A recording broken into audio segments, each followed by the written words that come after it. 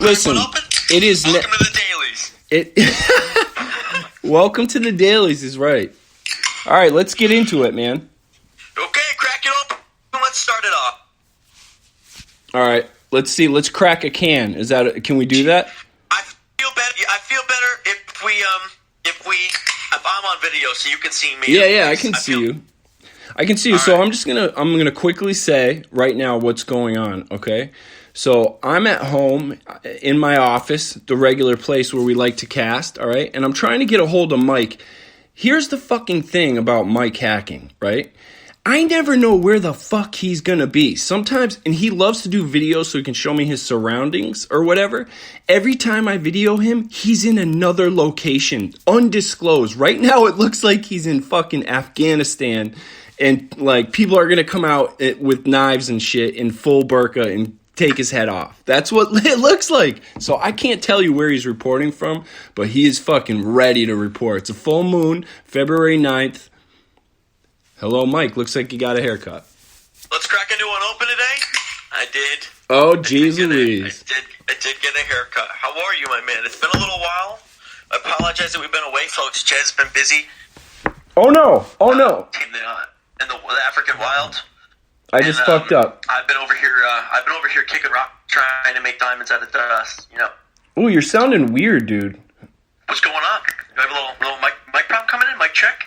All right, I'm connecting to the Bluetooth is one step I forgot to do. It's so annoying that we have to do this. I'm sure if you were at the helm of the recording part of this, it would go smoother. And I think we should probably find a way to do that. I lost you, but I'm here. You're not. Okay. Oh. You're now on Bluetooth. Are we good? You're good, but there is a little latency between my voice and what's happening. No. Now we're good. We're good. Mic check 1 2. Well, live. You look fresh. What's been going on? The 5 footers repping with Roughneck Business. Good. That's a Tribe Called Quest. Shout out. Nothing. There's been a lot going on in the world. There's been a lot going on in my life. I think you as well. It's just been. I'm sorry for everybody. We've been out on here.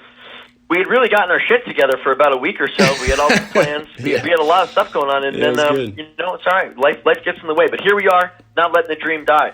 I'm glad we're back here. Jed, what'd you have for breakfast today? Because I got to tell you, we got to watch out for the sugary sweets right now.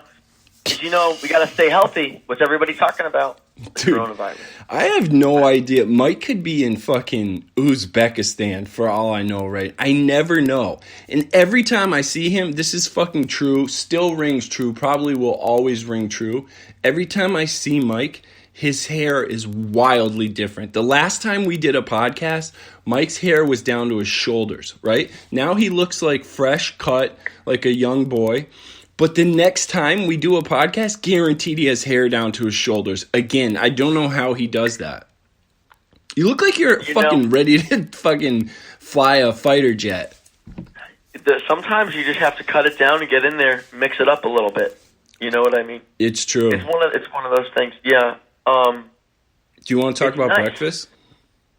I did. I did want to talk about breakfast a little bit, just because I think that lately I've just been really crushing it. I've been up early, and I've been noticing a little bit of difference in my. I think the most important thing lately in my health, and I think this is something for everybody to maybe think about, is, don't get me wrong, I'm a young guy. I still like to party and drink a little bit. Don't get me wrong. However, I've really cut back on that. But what's important for me lately, my water consumption and regular sleeping. Now, I have struggles with sleeping. I probably catch about 4 solid hours a night. Yeah.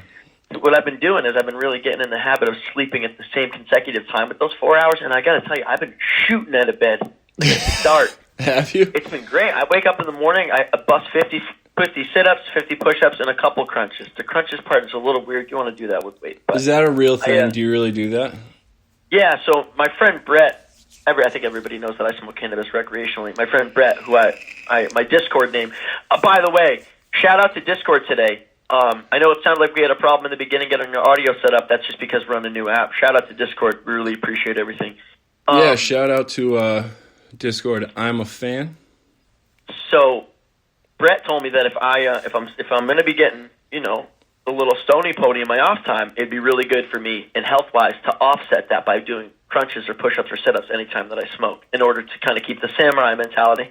You know, samurais, they have this way where they never get too fucked up or inebriated to ever defend themselves. Okay. And so I've been kind of keeping that mentality. So anytime I smoke, I take a vape hit or do something like that, I just bust out 25 push-ups. And that translates to the sit-ups and the crunches. And I think it's kind of been cool because as a challenge to myself while enjoying my free time and playing video games or whatever, I've actually gotten in better shape than what I did when I was just kind of trying to push the Planet Fitness routine. Not with rock climbing. I think that's Oh, yeah, rock climbing. Oh, dude, there's so much we can talk about. Number one, I just want to say that Mike and I lost touch with each other as far as, like, seeing his face goes for a long time. And so I didn't know. And we would text and stuff, but sometimes the way you text is very stream of conscious. It's very like, I'm available now and now I'm gone sort of thing. And like, so I didn't know, and I had been hearing, like, my only information about Mike was through other people, I guess. And so, and it's so fucking vague. You're like the most, I don't think anybody truly ever knows what's going on with Mike. So when I first saw him, like seeing him now, when I first saw him, I was expecting you to not look the same. I don't know why. And you always look fucking super healthy. Super healthy. I do think you're wicked lucky. You have the metabolism and all that shit. And oh, by the way, Mike was a model. Can we just rewind? Can we talk about, dude, I looked back into Mike's history, right? If you look into Mike's life, you would think he was raised in like a very sketchy neighborhood, right? He's like a good kid raised in a bad neighborhood, had to like survive. Like Mike could easily like have a family of 4 believe that he was, you know, a missionary from fucking Utah, and they would host him for a summer and then he could leave and no one would know the difference. But yeah, so that's what I've always thought. And like, you do have the metabolism. And then I go look back way far, as far as I can look back. I just became Facebook friends with his wonderful mother, who's an absolute angel and has always been good to Rachel and everybody involved.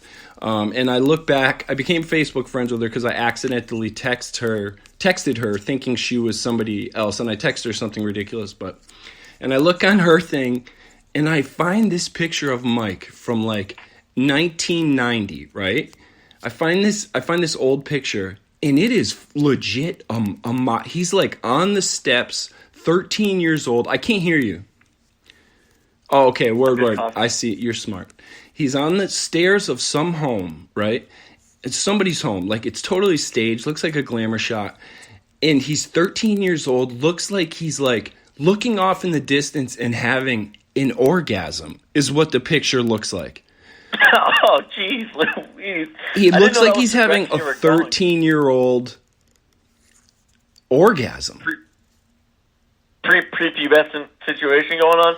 Yeah, and he doesn't, you don't want to answer the question. So you did take model shots, though, right? I remember. Yeah, that's interesting. Reluctantly. That's your feedback. Because, obviously there's direction that you take there. So obviously whatever image they were going for, I don't think that I recreated well enough because I don't think they were going for a safe sex campaign. No. That would have worked if you pan over and it's a Trojan commercial and I'm looking at like a cat and there's like an obvious you know. I loved looking back and finding the debate over one of the things I loved was segment.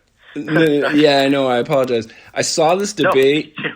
I first met Mike, and like when you first meet Mike, there's a thing that happens with most people where you get very interested. You want to know like, who the fuck is this kid? Like, how does he know the things he says? And then like, who is he? He seems super nice and very friendly, and like you're drawn to him. So I looked, like when I first met him, I look into his history, like on Facebook. Like I do a little search. I'm like, who's this little cool kid?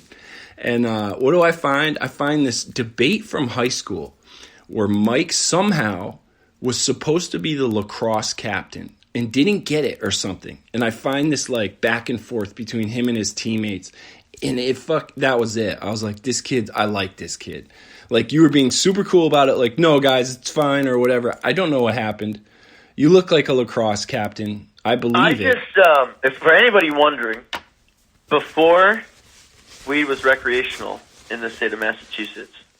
There was a situation at the high school I went to, Wilbraham-Monson Academy. I was a senior there, and it was right before I graduated. It was like 3 months out. Shout out. And Yep. I got in an altercation with somebody, and Shocker. so long back. And then because of that and my grades at the time, I was a little bit wily. I kind of gave my teachers a hassle. Sorry, Mr. Eckness especially. Your I grades? was on academic probation, but I also was trying pretty hard at this point. But because I got in an altercation with someone, we had a headmaster, Mr. Easler, who was just like on his shit. He was an ex-Army Ranger and a sniper.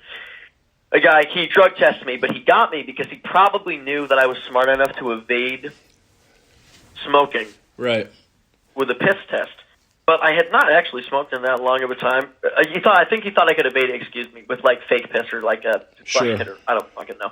But he drug tested me after school, and grossly enough, my pee actually broke in the mail on the way to the testing center. I'll never forget how terrible that must have been for whoever thought they were delivering it. They were like, "Oh, what the fuck?" So that's just super gross.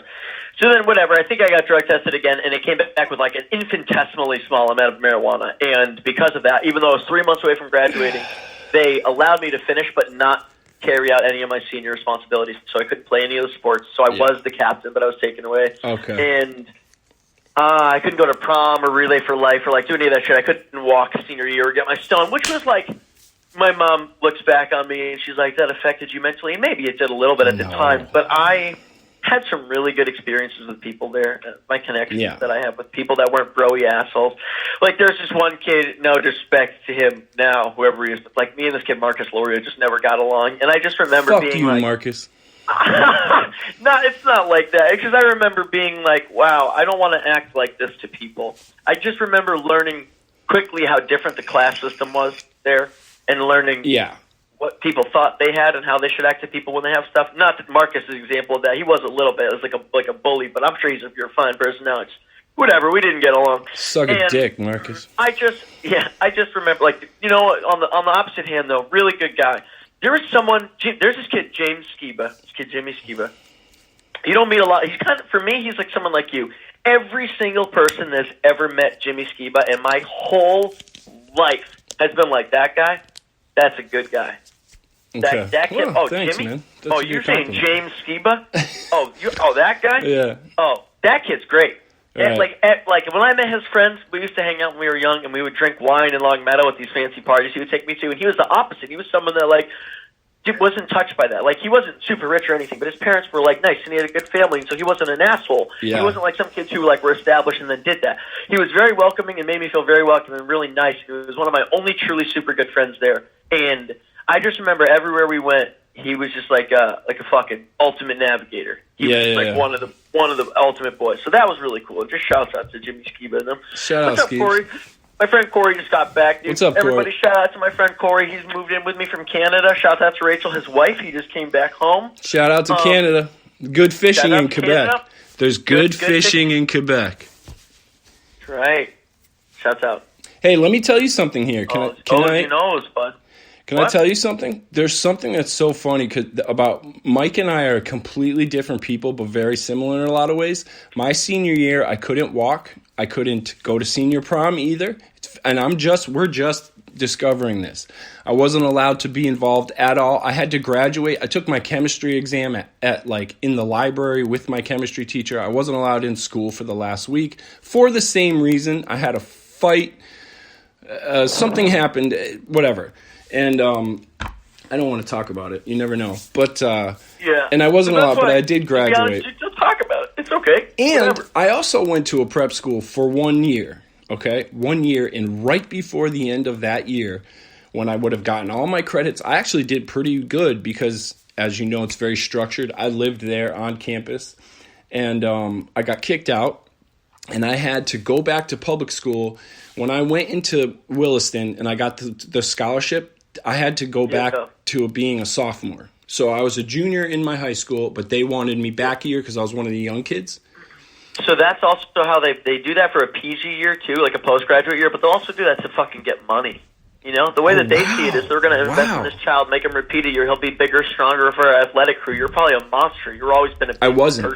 I was skinny, but I did well. Do you know that in 8th grade on the lacrosse team, I played defense and my nickname was Tank because I was the biggest kid, and then I never grew again.